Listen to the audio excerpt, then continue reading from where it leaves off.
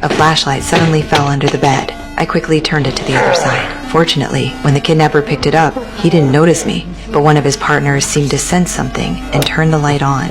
I was frozen with fear, staring at the kidnapper just inches away. My heart nearly stopped. Even my toes were clenched tight. Luckily, they were all looking at the bed. It turned out the leader was lying on the bed. When they broke in, my boyfriend hurt him. The boss, getting stabbed, meant my boyfriend was probably dead. I couldn't help but shed a tear, but quickly closed my eyes, afraid the tear might fall onto the floor. Just when I was nearly hopeless, the chance came. The henchmen were sent to clean up the blood, leaving only Jack in the room with the boss. Jack, seeing the boss in pain, was about to look up healing methods online when my bag dropped to the floor. I saw the phone inside, and a glimmer of hope sparked inside me. I grabbed the stick, ready to peek out, but Jack suddenly looked over at me. I froze, not daring to move. Thankfully, Jack was just talking to the boss, not noticing me. I couldn't waste any more time, carefully stretched the stick out, and slowly moved towards the bag. When I finally touched the bag, the stick was too thick. It couldn't catch the strap. I felt helpless, but success was within reach. I didn't want to give up. Seeing Jack distracted, I made a bold decision.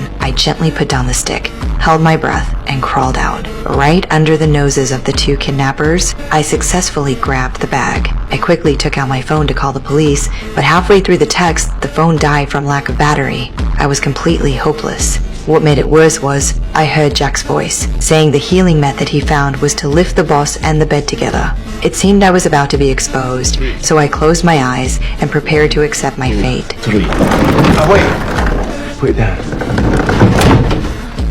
The wife. She's a doctor.